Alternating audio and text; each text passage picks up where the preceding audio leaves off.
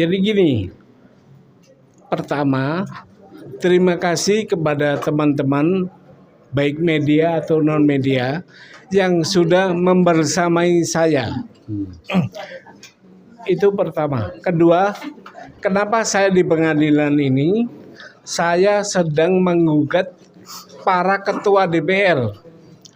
Gugatan saya agar DPR menyatakan pendapat bahwa wakil presiden sudah tidak memenuhi syarat sebagai wakil presiden. Berdasarkan Undang-Undang Pemilu tahun 2017 pasal 169 huruf R itu. Nah, kenapa DPR saya gugat? Karena seharusnya dia telah menggunakan haknya untuk menyatakan pendapat. Tapi setelah saya kasih tahu sampai 2 kali, DPR diam. Hak untuk menyatakan pendapat tidak digunakan. Maka saya ke pengadilan agar hakim memvonis DPR harus menggunakan hak menyatakan pendapat. Itu. Hari ini sidang panggilan terakhir. Kalau sampai dia nggak datang, saya minta majelis hakim untuk membuat penetapan bahwa para tergugat telah melanggar sumpah jabatan. Karena kewajiban hukum sebagai ketua DPR itu Undang-Undang PMD 3 itu dia para ketua DPR ini adalah mewakili seluruh anggota DPR di pengadilan. Tapi dia nggak datang, maka saya minta hakim untuk menetapkan bahwa para tergugat telah melanggar sumpah jabatan. Itu intinya. Pak, bisa disebutkan siapa saja yang jadi tergugat itu? Yang saya gugat adalah ketua Puan Maharani, 2 Dasko, ketiga Saan Mustafa, keempat Ibu Sri yang dari Golkar, kelima Cucun yang dari PKB. Itu. Pasal apa Pak yang dikenakan terhadap mereka Pak? Karena ini gugatan CLS, itu sifatnya itu meminta agar pejabat melaksanakan kewenangan yang diberikan kepadanya. Itu di pasal 20 kalau nggak salah ya? Pasal 20A ayat 2 ya kalau nggak salah. Undang-Undang 45, betul nggak?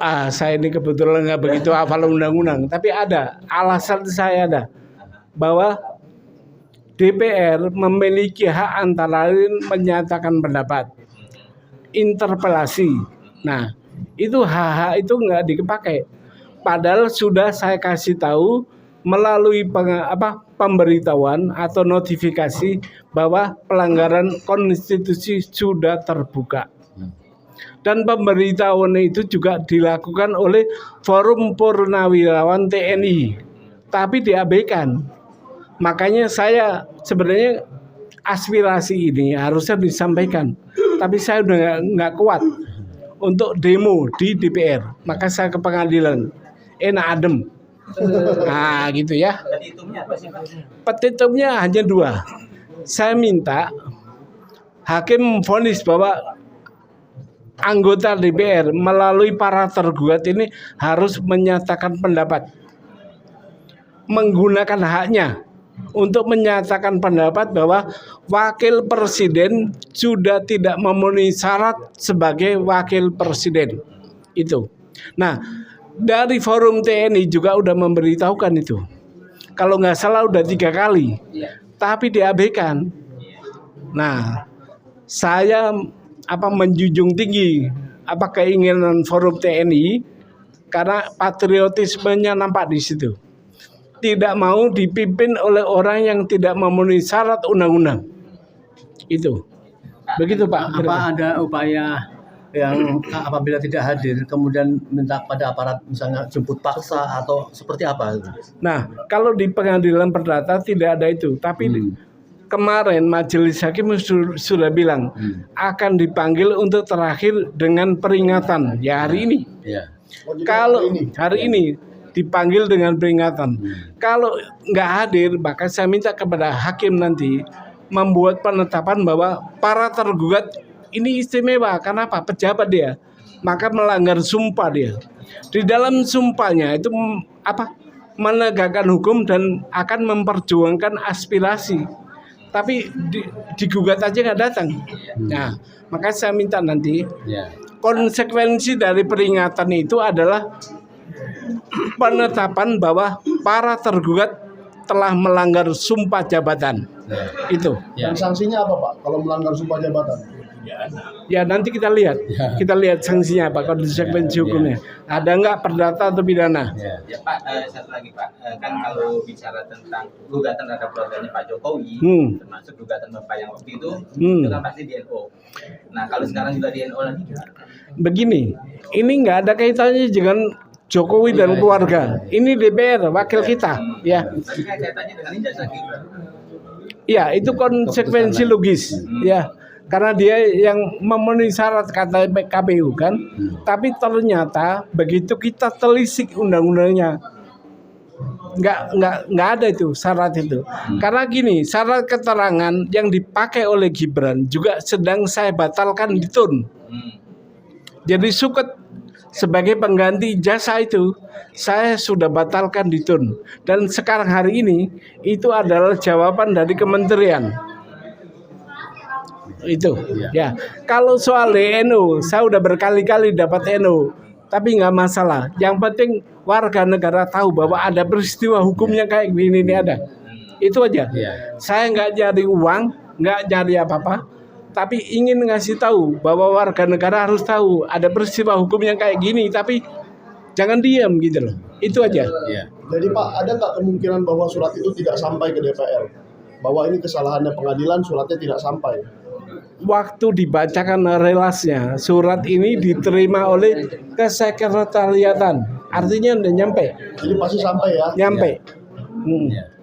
Hanya tidak di follow up dengan datang ke sidang. Iya, itu faktanya sampai hari ini belum datang nih para ketua DPR ini. Bagaimana? Dia adalah pembentuk undang-undang, tapi dia nggak taat dengan undang-undang. Itu loh, ya. Yang perlu kita. Itu wakil kita tuh. Kalau bapak-bapak mau diwakili oleh orang yang begini, ya monggo. Kalau saya nggak mau, Pak. Itu. Tadi Pak Suman mengatakan bahwa dia sebagai yang terpanggil ini adalah pimpinan-pimpinan DPR, mewakili seluruh anggota DPR, kata Pak Suban. Tapi artinya nggak apa. Tapi artinya anggota DPR atau pimpinan DPR yang diundang ini dia berkhianat kepada bangsa dan kepada rakyat Indonesia. Karena ini kepentingan bagi rakyat dan kita mempunyai wakil kita di DPR dan dia tidak melakukan dan tidak menggunakan. Itu harus ada tindakan daripada masyarakat untuk mengambil alih dalam Maka gini, saya maklum apa yang dikatakan para aktivis adanya impeachment. Karena kita berupaya agar ini soft. Dipergunakan hak menyatakan pendapat itu. Tapi digugat pun nggak datang, gitu loh.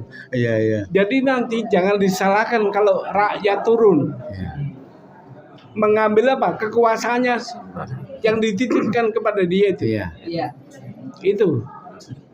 Baik, kita tunggu beberapa menit sebentar. Iya. Kenapa dua kali ini dipanggil dua kali nggak hadir? Apakah mereka takut atau gimana kalau menurut Om? Ya, kemungkinan tekanan besar masih ada pada pimpinan DPR ini. Sebenarnya kalau anggota mungkin banyak saja yang ingin memenuhi, tetapi kan yang terundangnya ada pimpinan-pimpinan. Tekanan kepada rezim lama atau apa ketakutan itu pasti masih ada, dan dia mempunyai kepentingan untuk tetap dipertahankan wakil presiden yang dikatakan masyarakat ada anak haram ini. Saya kira mungkin itu kemungkinan. Bang Peter boleh Bang Peter? Iya Pak Peter. Bang Peter. Sebelum Pak Peter saya boleh nggak? Boleh dong. Jadi gini nih ceritanya nih. Dianggap mereka ini DPR, MPR, DPR ini mereka Pak Subani masalah kecil itu. Itu bahasanya. Masa kecil kenapa nggak datang? Bisa jadi loh.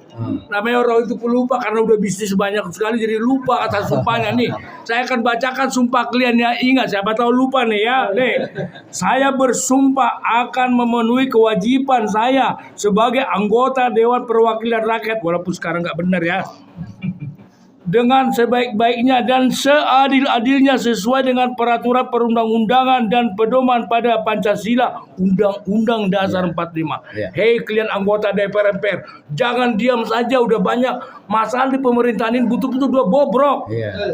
Siapapun tidak boleh harus masyarakat, siapapun namanya, walaupun dia presiden, walaupun dia mantan presiden, waktu DPR harus tunduk kepada hukum. Kalian tidak boleh di atas hukum, termasuk Pak Supan ini loh. Dia melalui hukum, jalur hukum. Jangan kalian diam aja, jangan alasan tidak terima surat. Hati-hati, jangan sampai rakyat bertindak. Kata Betor juga begitu, saya setuju. DPR tidak mau diam, tidak mau bergerak. Masa diam semua, termasuk masalah ijazah palsu, Gibran. Kalian diam seribu bahasa, kenapa?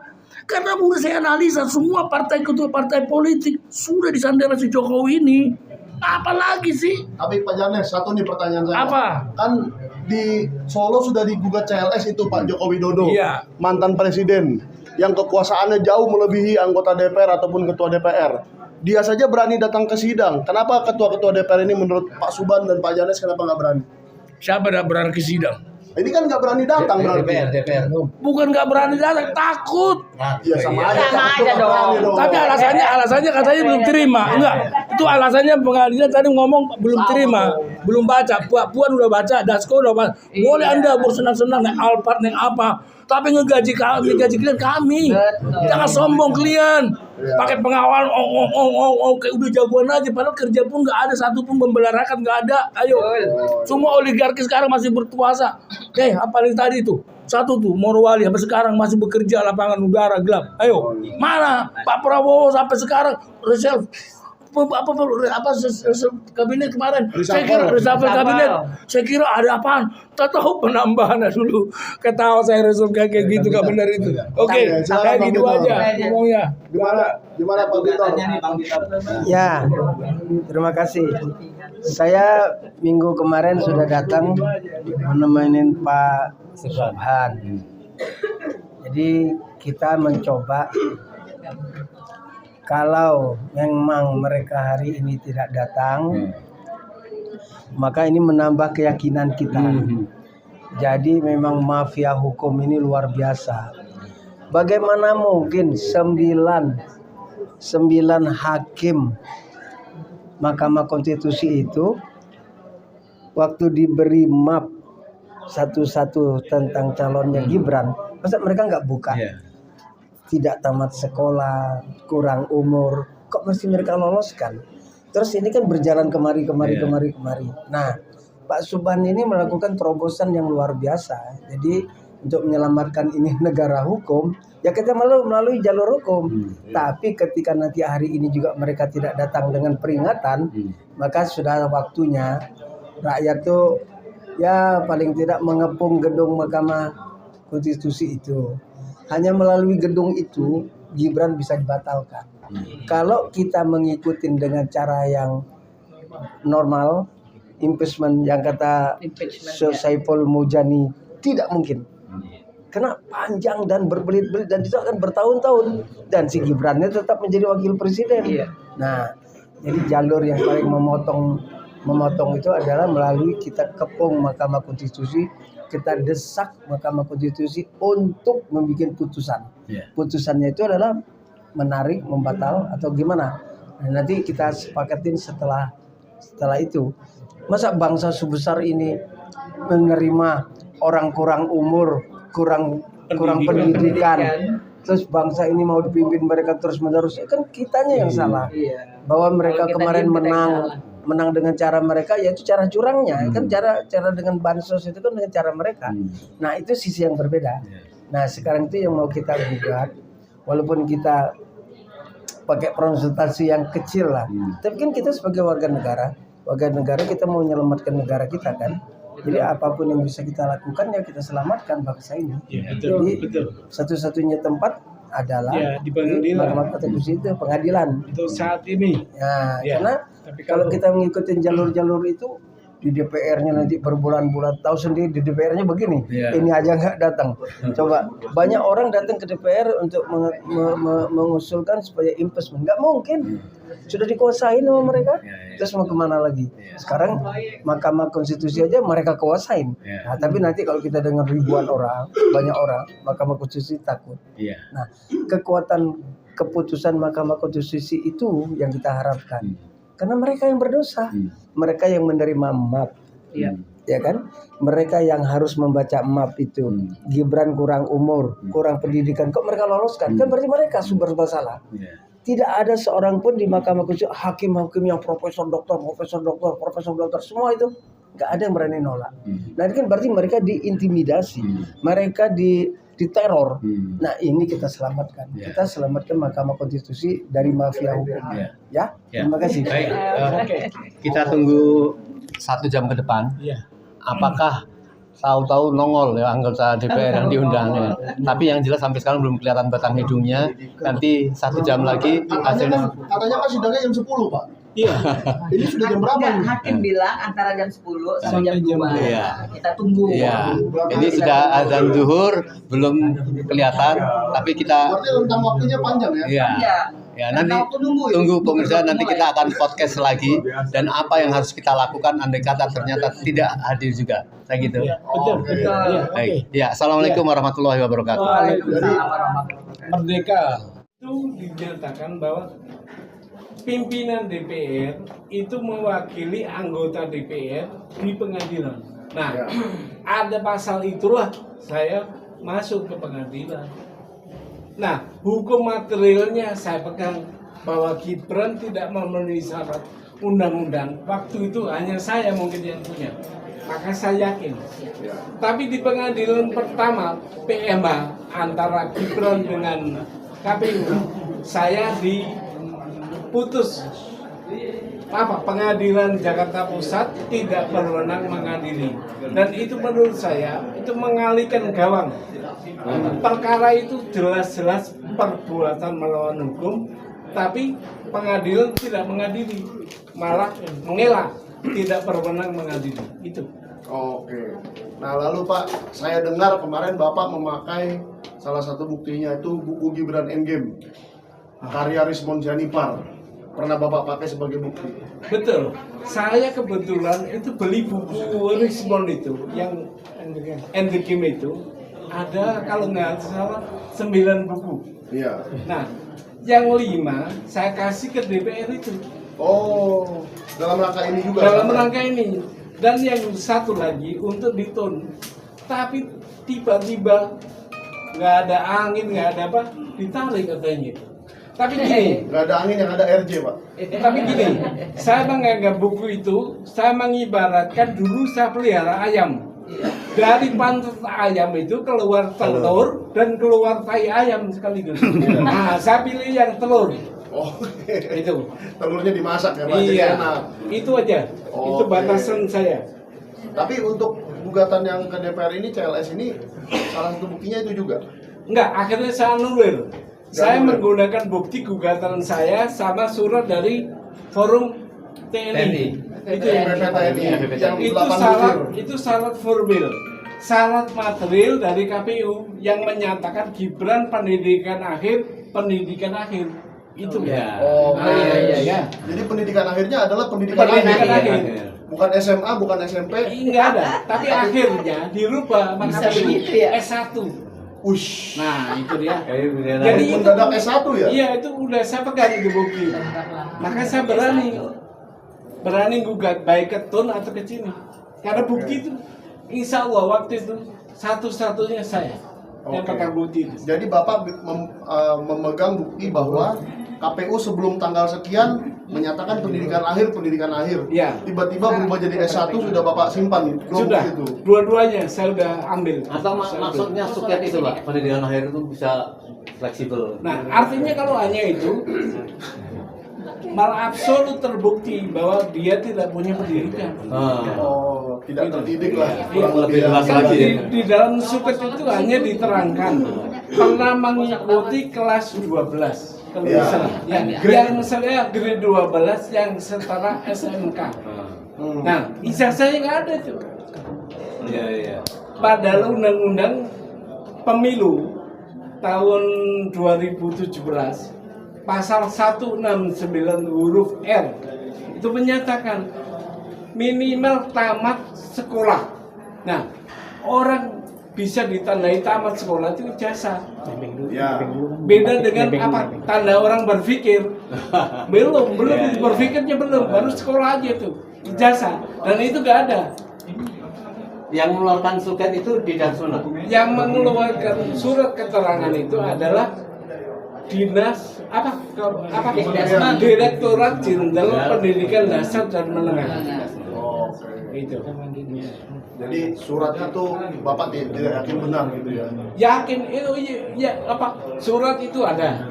Ya. Tapi justru materi muatan surat itu yang meniadakan ijazah. Gitu. Surat ada, keterangan itu ada, wujudnya ada. Tetapi materi muatannya justru menerangkan bahwa Gibran tidak memiliki ijazah. Itu. Berarti Bapak dan anak mirip-mirip ya Pak ya? Itu apa? Bahasa yang dipakai Buah tidak jauh Pak dari Risman. pohon. Bukan itu apa? Oh iya. Ada itu. Apa dia yang ngomong itu? Di buku Yang dibuka sama Apa tuh? Bang Roy kemarin. Kalau Bapak saya- sama anak. Oh iya, kalau saya tahu Risman tuh ngomong saya lebih baik mati gitu. Nah, Iya, kalau memang Jadi dia pengen gini. mati aja sendiri ya kan. Ternyata RV itu enak. Mati itu absolut akan terjadi. Iya. Tapi kalau nggak nyaman tidur, bisa kapan aja. Jadi tiap malam terjadi ya. Bantalnya basah juga nggak enak tidur, Iya. nilar juga nggak enak tidur. Ya, Tapi dia lebih memilih itu betul. daripada tadinya pengen mati nih. Iya. Nah, itulah makanya ayam itu selalu membawa dua hal, telur dan tai ayam. Itu.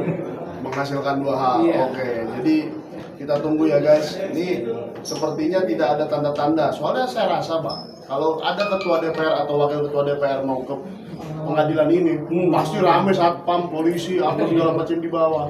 Sepi-sepi aja tuh. Nggak ada. Dulu waktu sidang Gibran itu sempat Iya. Polsek Senen itu ngerubutin saya Gibran ada.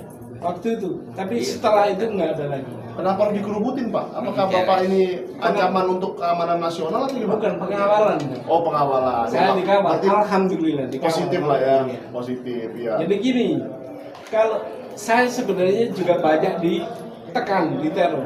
Tapi saya nggak pernah bilang. Kenapa? Saya takut orang yang akan berbuat kayak saya ini menjadi takut. Ya, Jadi biarkan ketakutan itu saya yang tanggung, yang ngerasain. Pak, mungkin ada pesan untuk seseorang yang sedang, ya boleh tanda kutip diteror lah atau diancam. Iya. Yaitu namanya kawan saya si Topi Merah.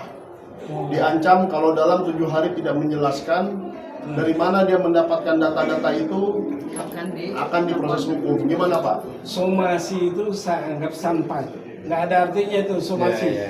Saudaraku Topi Merah, jangan takut. Karena orang mengancam itu justru nggak berani. Kenapa mesti ngancam? Lakukan aja langsung. Nah, kan gitu. Lakukan aja langsung gitu ya? Untuk saudara Topi Merah, berjuang terus. Ya. Sebenarnya banyak loh Pak. Ini saya bicara karena banyak yang menghubungi saya. Mereka mengerti cara digital forensik dan segala macam, bahkan lebih jago dari Rismon. Iya. Cuma mereka kan takut kalau mereka muncul di kamera dan membuat analisa dan seterusnya, mungkin akan ada konsekuensinya gitu loh Pak. Begini, saya mengapresiasi Topi Merah itu. Dia bilang gini, kalau resources atau dasar dari ijazah itu tadinya nggak ada, maka absolut kalau ada itu rekayasa. Iya. Seperti Iya itu. betul. Iya. Dan saya. Artinya apa? Surat bungkus kacang, kok tiba-tiba ada watermark sama emboss? Itu tiba-tiba ada. Iya. Ya kan? Dan saya sekarang mau mengambil langkah hukum terhadap keberadaan ijazah yang dipakai KPU. Apa pengakhirannya? Nggak mungkin di pengadilan bisa. Karena apa? Kewenangan pengadilan juga nggak ada. Siapa yang berwenang? Andri. Oke. Jadi apa ijazah kopi yang dipakai untuk pendaftaran sebagai presiden waktu itu yang didapat oleh Pak Bonatua sama sampean kan? Nah, itu saya sekarang udah minta kepada KPU dan kepada Andri untuk dilakukan autentikasi. Oke.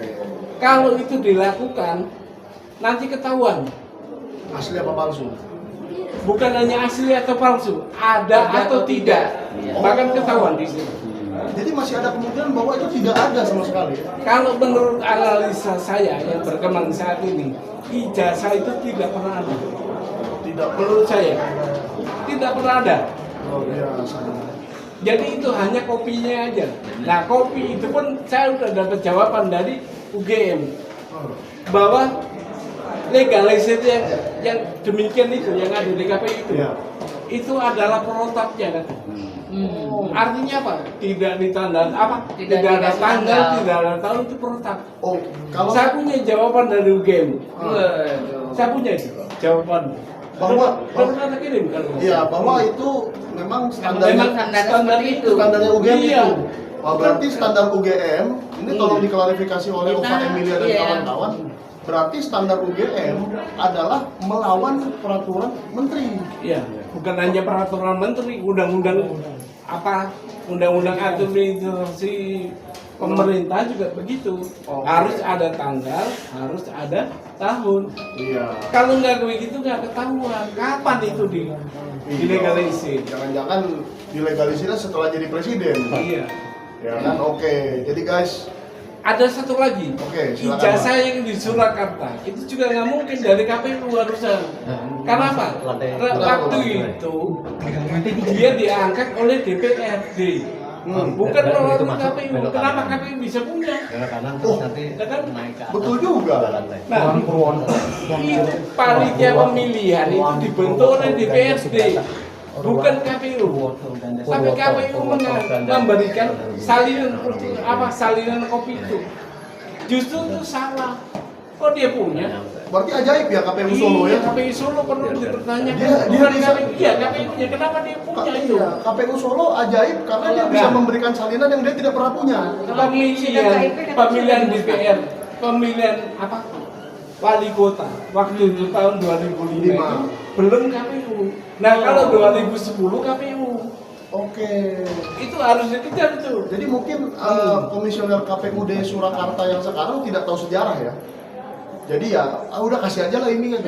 Gini, semua yang terlibat dalam ini bukan tidak tahu, tapi terpengaruh oleh kuasa gelap. Saya bilang berkali-kali, ini kuasa gelap. Kenapa? Masa jadi bisu, jadi tuli, Iya, semua betul. begini. Nggak ada pejabat yang apa? Yang berani menyatakan, oh ini salah. Semua diakomodasi, ya kan? Betul. Nah itu, saya punya kesimpulan yang KPU di Surakarta itu melebihi kewenangannya. Kenapa? Dia tidak menyelenggarakan pemilihan di Surakarta waktu jadi wali kota. Iya. Itu adalah pemilihan DPRD. Oke. Belum ada rezim pemilu. Belum ada. Pilkada belum ya? 2005. Pilkada tapi oleh DPRD. Tapi DPRD. Iya. Oke. Dan undang-undangnya yang dipakai bukan undang-undang pemilu, tapi undang-undang apa? Kalau nggak salah undang-undang pemerintah daerah. Iya, betul. Ah, betul. itu kalau Dulu nggak memang salah, pernah kepala daerah dipilih oleh DPRD. Iya. ya. Nah, waktu Jokowi jadi wali kota itu bukan oleh pemilu, oleh bukan oleh DPRD, KPU. bukan pemilihan Iya. langsung. Iya. Oke. Berarti mereka tuh punya cuma karena takut ditanya. Ketika ada gitu Iya, kan. kira-kira pendapat Iya. kalian bagaimana ini? Dan Makin banyak yang anehnya, hancur ini. anehnya kopi yang Takut fotokopi Michael yang yang nanya. dikasih oleh KPU itu sebanding dengan fotokopi yang dari KPU DKI. Iya. Nah, kan aneh. Jadi yang dari KPUD DKI dan dari KPU RI semuanya berwarna. Iya. Legalisirnya berwarna. Tapi yang dari Solo hitam putih. Hitam putih Mungkin dugaan saya kopi dari kalau nggak dari Jakarta ya dari KPU pusat. Oke. Dugaan saya ya. Kalau dugaan saya tadinya mungkin di Solo tahun 2005 belum Belum ada ada teknologi warna untuk berwarna. nge-print warna. Bukan, Enggak malah ya? dugaan saya dia nggak punya harusan. Kenapa? Itu dipilih DPRD. Oke. Ini saya sedikit ya Pak. Ini apa Bapak mau ada yang mau disampaikan lagi? Tapi kayaknya ini nggak datang ini DPR RI ini ya Pak ya. Kelihatannya kalau udah jam segini nggak datang. Kayaknya nggak datang. Dan kira-kira nanti akan diputuskan oleh hakim Gini, dengan absen, in absentia kira-kira begitu. kalau di sistem perdata itu akan dilanjutkan gugatan ini tanpa kehadiran para tergugat. Jadi pembuktian tetap. Langsung pembuktian nanti. Iya. Kemungkinan. Tapi sebelum pembuktian, saya meminta kalau benar-benar nggak datang, saya meminta kepada hakim agar membuat penetapan bahwa para tergugat telah melanggar sumpah jabatan. Oke. Saya minta itu nanti. Jadi sidangnya bukan berakhir ya guys. Iya. Meskipun orangnya tidak Tetap datang, lanjut. sidangnya tetap berlanjut. Berlanjut. Salah sendiri mereka tidak datang ya. Ya, artinya gini, ketidakhadiran dia itu tidak menggunakan hak keperdatannya. Itu hanya itu. Tapi sidang lanjut, insya Allah lanjut. Kalau menurut saya ini sebagai seorang politisi ya, apalagi seorang politisi yang punya cita-cita waktu itu kan pengen nyapres tuh Mbak Puan. Ini kok saya bingung, kok beliau malah tidak mengikuti kehendak rakyat gitu. Ya, malah mangkir dari persidangan. Ini bukan menjadi catatan baik loh untuk Anda Mbak Puan. Mendingan kalau memang yang lain nggak mau datang, minimal Iya, Anda datang datang sendiri, gitu. iya. Sendiri pun nggak apa-apa ya Pak. Nggak apa-apa karena Iya. gugatan Bagus saya lagi ini kalau diakomodir kepada semua ya. pejabat Satu yang persatu. satu persatu. Jadi Yang- tergugatnya 1, 2, 3, 4, 5 Iya. gitu ya, tidak kolektif Iya. DPR yang Iya. digugat. Nah, iya. Kalau secara bersama-sama baru dikatakan sebagai para tergugat. Tapi intinya masing-masing atas jabatannya. Jadi bisa saja tadinya Mbak Puan datang sendiri, Nah, Iya, iya. memang begitu. atau Pak Cucun datang sendiri, Iya, betul begitu. atau Pak Dasko datang sendiri. Nah, begitu. Iya. Tapi ternyata wah ada Pak Sunarko nih. Silakan Pak. Sehat ya Pak. Alhamdulillah. Silakan di tengah Pak, di tengah Pak. Udah. Oh iya. Saya ini kan cuma dukung Pak Subhan. Oke. Begini, Bang, masukin dong. teman-teman, Oh iya. Nyalain. saya beritahukan Nyalain. bahwa Udah. gugatan saya ini juga dilandasi oleh pemberitahuan dari Forum Purnawirawan TNI. Makanya nanti mungkin beliau atau dengan yang lain, saya minta kesediaannya menjadi saksi. Oh. Nah ini langsung Dan ditembak di depan. Bapak, saya berharap kamera nih. berbicara tentang itu, membicarakan tentang surat Bapak yang ke DPR, Ya. baik tentang fufufafanya Iya. atau yang lainnya. Ya. Karena surat Bapak menjadi referensi atau istilahnya di sini itu notis. Iya, mengerti. Pak? Untuk menjadi notis sehingga saya berangkat ke pengadilan.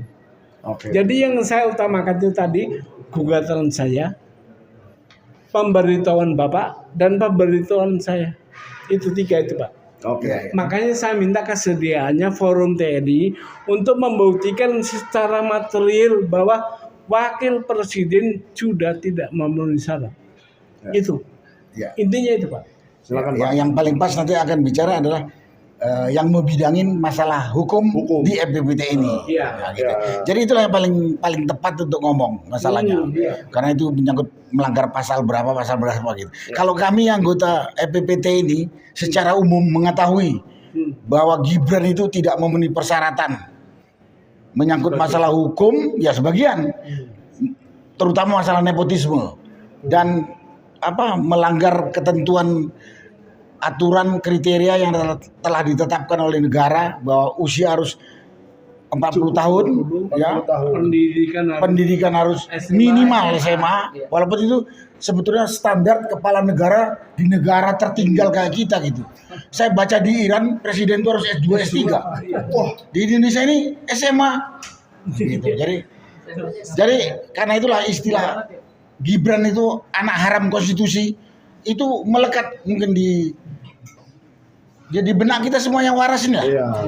Terus Pak, Belum lagi tampilannya dia yang pelangak-pelongok itu, memalukan bangsa gitu kan. gimana perasaannya Forum Purnawirawan TNI bahwa surat yang diberikan ke DPR sampai hari ini tidak ada kejelasan, tidak pernah dibahas, Pak? Karena saya merasa mereka itu ikut berperan meloloskan. Dugaan saya ikut berperan permainan Jokowi dengan si Paman Usman. Kalau tidak ikut berperan, dia harusnya bersuara. Iya, membahas. Ini kan tidak bersuara. menggunakan haknya. Iya. Makanya Kenapa? saya gugat ini. Kewajiban kalau saya bilang bukan hak. Iya. Hak dan kewajiban. Kalau hak boleh kita gunakan, boleh tidak. Kalau kewajiban harus, kalau tidak dosa. Ya. Betul kan? Jadi dia wajib untuk membahas ini Wajib. karena sudah ada aduan dari masyarakat. Aduan dari masyarakat. Dan apa? Pasal-pasal hukum juga udah ngatur jelas dilanggar kok. Ya, betul Ya. betul. Yang Memang yang menguasai secara ini adalah personel EPPT ini yang membidangin masalah hukum. Oke. Gitu. Tapi kita secara umum tahu lah. jadi hari ini Bapak memberikan dukungan moral ya, Nah, Pak. saya hari ini datang untuk memberikan dukungan moral Pak Subhan Palal karena kebetulan jalannya sama dengan saya, sama kami bukan sama saya kamu. Tapi Pak, gimana pendapat Bapak? Tadi nggak ada tidak ada aparat yang menjaga tempat ini sehingga mungkin tidak datang ya. Untuk apa dijaga? Makanya kita ini pengacau. Kita ini bukan. orang-orang yang taat hukum. Maksudnya biasanya kan kalau ada pejabat-pejabat yang digugat bertambah nih penjagaan satpam atau polisi. Lah itu kan yang keblinger ketakutannya saja sama dosanya. Ya, kita ini orang-orang taat hukum, tahu aturan. Iya. Kalau enggak udah bikin rusuh kita kan. Iya, Nah, makanya kita salurkan dengan yang kita ada. bikin banyak gugatan-gugatan ya Pak. Iya, Karena betul. itu jalan yang lebih damai. Ini jalan damai mengingatkan kepada aparat-aparat yang mulai katakan mengkhianatin kewajibannya yang telah diamanahkan oleh rakyat, sekaligus memberikan edukasi kepada rakyat supaya tahu hukum dan berani berbicara karena haknya diinjak-injak oleh manusia-manusia tak bertanggung jawab ini. Ya itu tadi si Paman Usman, si Jokowi, si DPR yang diam saja, itu dia tidak melaksanakan amanah rakyat. Ya. Padahal dia dipilih oleh rakyat, Ada dihidupin oleh rakyat. Ada pesan Bukannya dipilih, digaji Pak. digaji lagi. Iya. Bukan hanya digaji, mobil dinas, Oh, rumah iya. dinas, Semuanya dari kita. Waduh. Uang pensiun. Jadi rakyat itu kepada dia tinggal nggak nyuapin aja. Iya. Semuanya. Nggak Tinggal menyuapin sih, aja. Iya. tapi sebetulnya udah disuapin, gitu kan? Iya, Kasih iya. gaji, kasih makan, kasih fasilitas segala macam kan disuap. Nah, Uang pajak kita tuh semua tuh.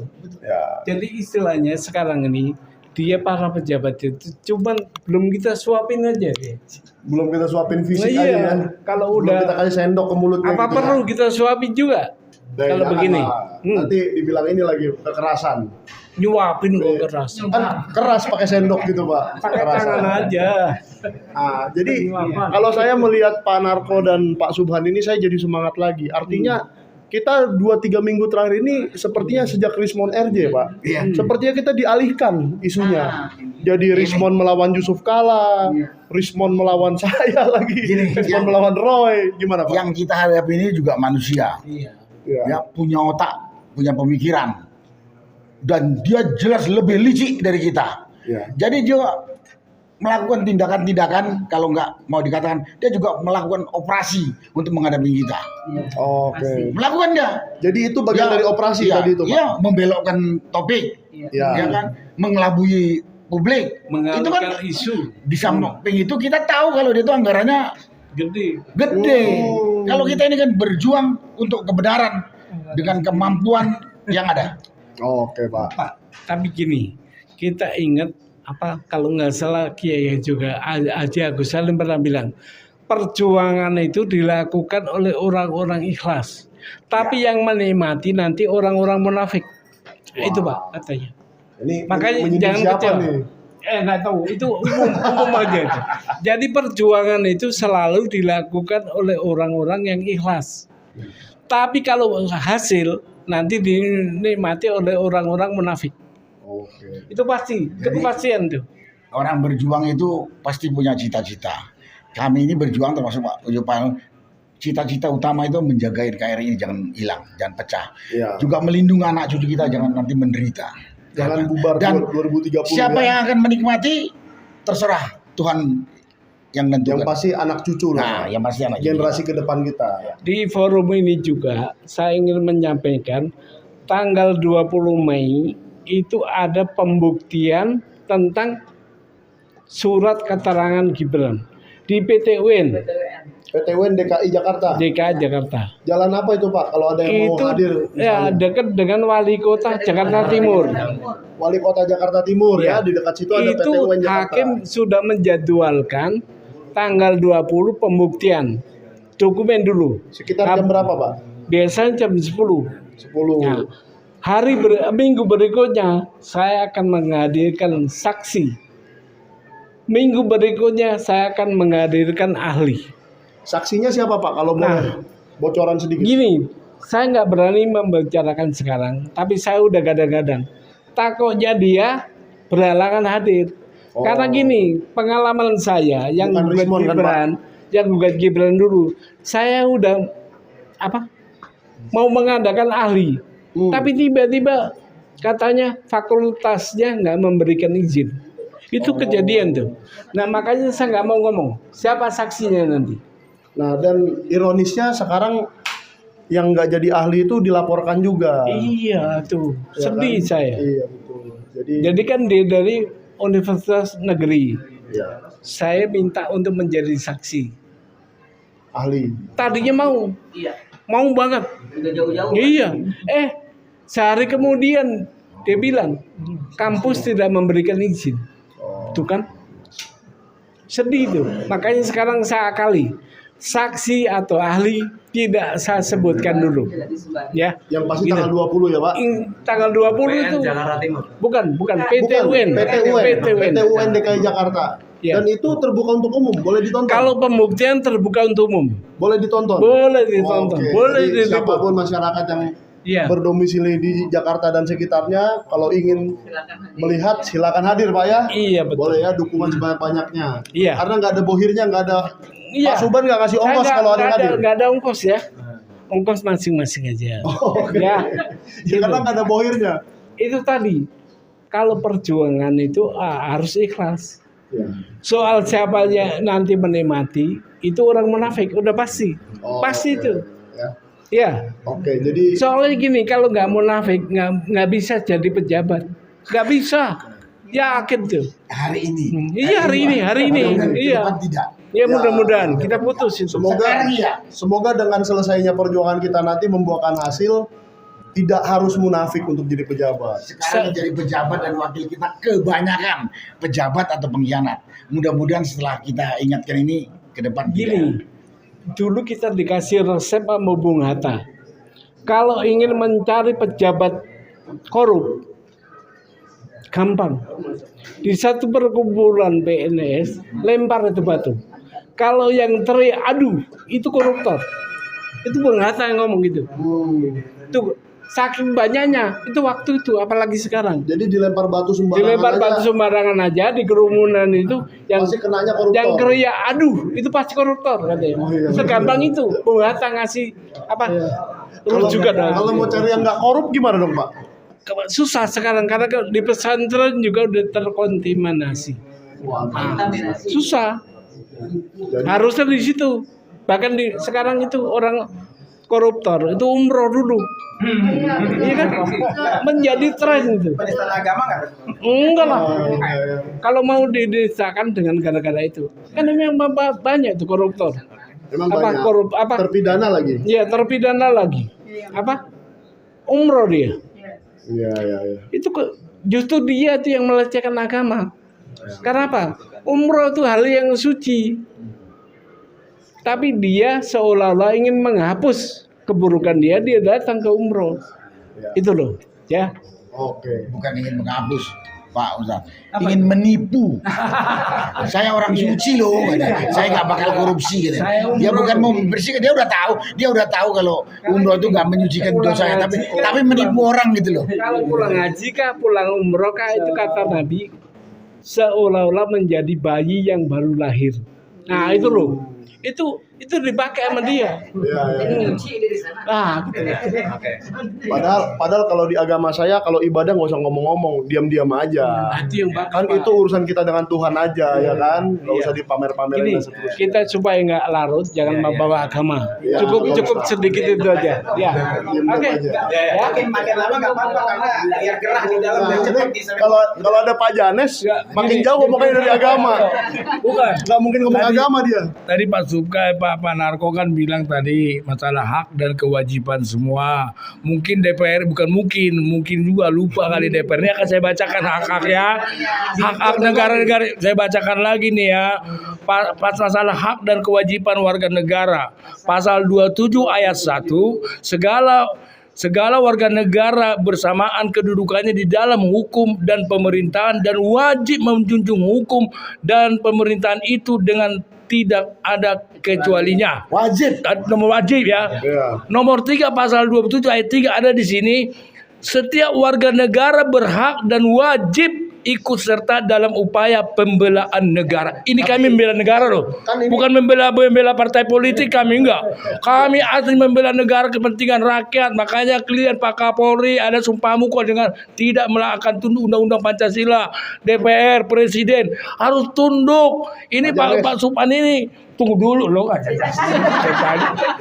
Orang belum selesai belum dulu. Harus kita lakukan segala sesuatu pejabat yang melanggar undang-undang dasar ada sanksinya. Itu Pak ya. Oke. Bacain dulu ayat 2-nya tadi itu. Karena itu janji palsunya Gibran itu. Oh itu lapangan kerja jangan. Iya. Oh ayat 2 Coba baca. Oh ayat 2. Ayat 2 tiap warga negara berhak atas pekerjaan dan penghidupan yang layak bagi kemanusiaan. 19 juta lapangan kerja. Tapi 19 juta lapangan kerja di Morowali orang Cina semua. Itu. Oke, kita sudahi ya. Terima kasih. Ya, kita tunggulah. Kayaknya sih nggak datang ya Pak. Iya. Ya, semoga Pak Subhan tidak berkecil hati, tapi sidang tetap jalan. Bisa nggak masyarakat menghadiri sidang ini pembuktiannya yang besok, yang untuk Gibran ini? Oh, sangat bagus. Kapan ini Pak? Kalau hari ini dipastikan Tidak hadir, maka minggu depan. minggu depan pembuktian Iya. langsung. Jadi boleh datang di Pengadilan Jakarta Utara. Di sini yang ini. Jakarta Pusat. Kalau yang PT UN ini tanggal 20 Mei. 20 Ya. Mei.